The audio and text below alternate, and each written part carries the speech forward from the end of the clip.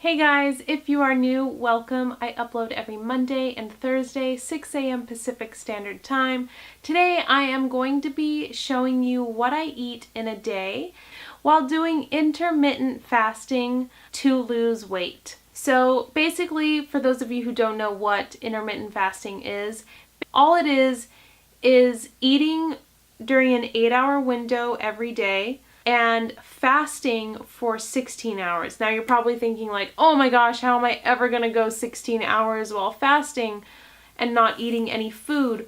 Well, it's really easy. First of all, 8 of those hours of fasting, you're going to be asleep, or longer if you have the ability to sleep longer. If you can't sleep for a whole 8 hours, try to. When you're sleeping is when your body rejuvenates itself, it repairs itself. It's really important to sleep 8 hours a day at the very least. Really, the only amounts of time where you're awake and feeling hungry, or like the times where you're awake and fasting, should really only be the first 4 hours that you are awake. From the moment you wake up until 4 hours later, and then you eat, and then you have an 8-hour window to eat all your calories for your body. So like for me, I eat 12 to 1300 calories a day to lose weight. To lose the weight, I don't only rely on food, or I don't only rely on working out. You do need both. They go hand in hand. So I eat very clean, very low carbs, which then allows me to hit those ketones to lose, and my body goes into ketosis. Really do your research to find out if this is good for you. Talk to your doctor if you feel like you need to. I am not an expert. I am not a nutritionist. This is just what I have found to work for me, because I was struggling with weight loss for over 2 years. In those 2 years, I have found out that 1, I am gluten intolerant. I used to get really bad acne from it, and then that was really the main reason why I cut out gluten, was because I was trying to figure out what was causing all of my acne. And in turn, I lost a bunch of weight, which was basically just bloating from the gluten, and my skin cleared up quite a bit. I also cut out dairy because, again, well, 1, I'm super lactose intolerant, and also it was also causing my skin to break out. And when I say breakout, I mean like cystic acne. Like, it was not fun acne at all. I hated it. When I completely cut those things out, my skin cleared up.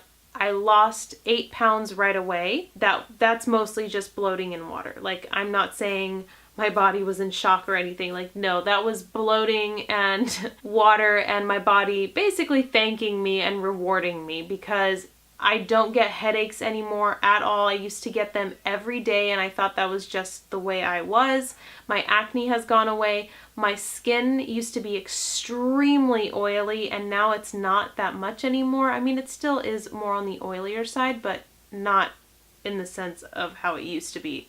It was nuts. So cut those out, but I still wasn't losing very much weight, and I was working out, and I still wasn't losing. I was staying at the same weight. So then I did research and found the low carb, like, Ketosis diet, and then spoke with someone who was like, don't do the Ketosis diet because you can become skinny fat, which totally makes sense because you're fighting fat with fat. And not eating enough protein, and cutting out carbs as your as your energy source, and using fat as your energy source. And the way she explained it really made sense, and I researched it a little bit more, and it just made more sense. So instead of the Ketosis diet, I follow like a Ketogains diet. And Ketogains is more of like a brand more than anything, but basically they focus more on high protein, higher fats than carbs, and super low carbs. I use that as my guide for what to eat, and then I use my intermittent fasting to keep my window of eating in a smaller window. So With the intermittent fasting, instead of eating breakfast right away, you basically skip breakfast. My window is from 11 to 7. I don't eat until 11 a.m. and I stop eating at 7 p.m. I actually spoke with my doctor when I did start losing weight, and she said that she highly recommends this diet or this way of eating because you're basically not allowing an insulin spike in the morning. So you can have coffee black or with creamer, no sugar, nothing, no sweetener, no artificial sweetener, no stevia, no xylitol, no erythritol, no coconut sugar, nothing, no sugars, just some cream, or some people put butter in their thing to get some more fats in their coffee, or you can drink tea that again is not sweetened by anything. So like you can have a cup of green tea or whatever, and then just drink a ton of water until my time is 11. Your time can be 10 to 6 or whatever you want it to be. So I just drink a ton of water until 11 a.m. I eat my 12 to 13,000 calories 12 to 1300 calories from 11 to 7, and then from 7 until bedtime, which is another 4 hours, 7 to 11. I go to bed at 11. That's kind of late, but whatever. So from 7 to 11, I don't eat. So from 7 in the morning when I wake up to 11 in the morning, I don't eat. And then from 7 at night, after I'm done eating my dinner, to 11 o'clock at night, I don't eat anything. I just focus on drinking water on those two ends. And again, nothing with any sort of sweetener after dinner. When we eat, we give our body glycogen, and our body has to be able to get through the glycogen before it reaches the fat source. Our body takes 6 to 8 hours to go through all the food that we have eaten. So by giving your body 16 hours, it has those 8 hours to get through the glycogen, and then it has the additional 8 hours to get through a stored fat, basically. And that's our goal, right? We want to burn through as much fat as possible. So you're giving your body more time rather than 8 hours while you sleep and then eating again. You have less time. So honestly, I was at a plateau with my weight loss for more than 3 weeks, and it was driving me nuts because I was working my butt off to lose a bunch of weight for me to go to Bali and have this like amazing Bali belly, or no, I don't want Bali belly, to have this amazing Bali body. And I am happy with the loss that I have had, but since it took me so long to figure out intermittent fasting, I didn't reach my goal before leaving for Bali, but that's okay. I'm okay with that. I feel a lot better in my body, basically. So with the intermittent fasting, after 3 weeks of struggling, I finally started losing weight, and I started dropping it pretty quickly. And my doctor said that she recommends this to a lot of her patients. She says that if this was very effective for me, which it definitely has been, that means that my body is more insulin sensitive. Now that doesn't mean that I am pre-diabetic, because when you say you are insulin resistant, then that means that you are pre-diabetic or you're almost pre-diabetic. I am not pre-diabetic in any way, but my doctor was saying that if this whole intermittent fasting is actually really working for me, then my body is just sensitive to insulin. I don't really know a lot about it. Please do your research before deciding on doing intermittent fasting, but I'm just saying that this has worked really well for me. I was struggling and getting really down on myself because I was working so hard and nothing was doing anything. Like, I measured myself with a measuring tape, that wasn't working, the number on the scale wasn't saying anything. So this has really helped me, and I'm hoping that this helps someone else. You really got to eat clean. That's one thing for sure. You've got to eat clean. So in the clips of what I've eaten in the day, you will see I don't eat any simple carbs. I don't eat rice, I don't eat bread, I don't eat tortillas, I don't eat chips, I don't eat potato chips, I don't eat brown rice even. Like, I don't eat any of that. I get my carbs from fruits and vegetables, and I mostly eat vegetables rather than fruits. And then I get my fats from olive oil, coconut oil, and from nuts like peanuts. Sunflower seeds I really like in the morning with my breakfast, or like a peanut butter or nut butter.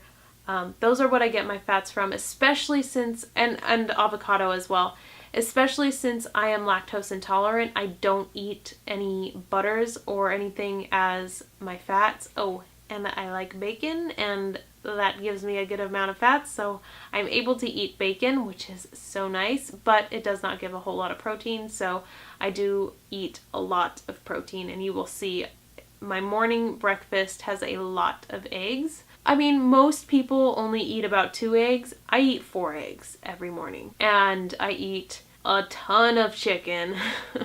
So much chicken, and I try to find different ways to shake it up and not eat the same thing over and over. I calculate all my calories on MyFitnessPal, and I really stick to my macros. And the macros, by the way, those are proteins, fats, and carbs. So I do 89 grams of protein, 79 grams of fat, and 30 grams of carbs, but net carbs are based on the amount of carbs you have minus the amount of fiber you've eaten in that day. So for example, my goal is 20 net carbs a day. And so I eat 30 grams of carbs minus 10 grams of fiber means I've eaten 20 net grams of carbs. Hope that makes sense.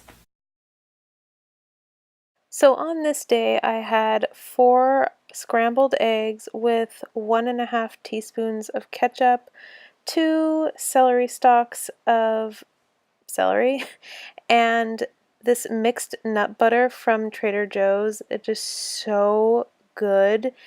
It's 190 calories for 2 tablespoons.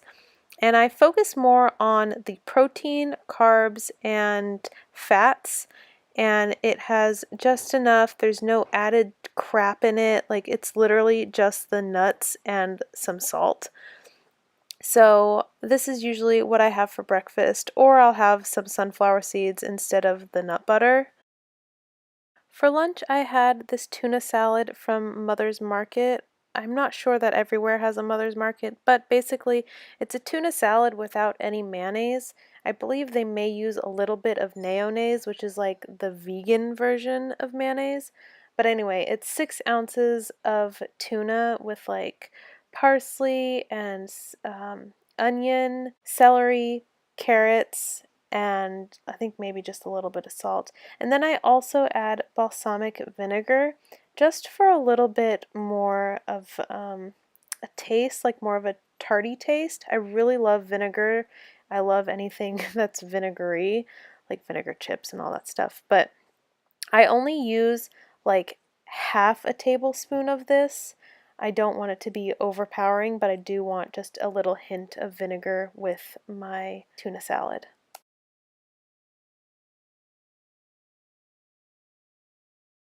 And then for dinner, I actually chose a night that I knew I was going to go out to eat to film this because I wanted to show that you can still eat healthy when you're going out to eat.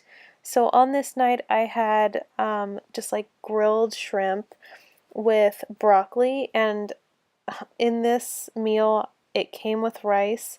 It's about a half a cup of rice, and it came with corn on the cob. I hate corn on the cob. It freaks me out. And I chose not to eat the rice. So I gave the corn on the cob to my friend that I was with and just didn't eat the rice and ate the broccoli. The broccoli was more than I needed. It was probably like 2 cups, 1.5 cups of broccoli. So I ate a cup of broccoli, and that was perfect. It was not too heavy, not too light. I didn't feel stuffed, but it was the perfect amount of food for eating out. Anyway, this is what I eat in a day. Thank you so much for watching. Please subscribe if you haven't already, and I will see you next time. Bye, guys.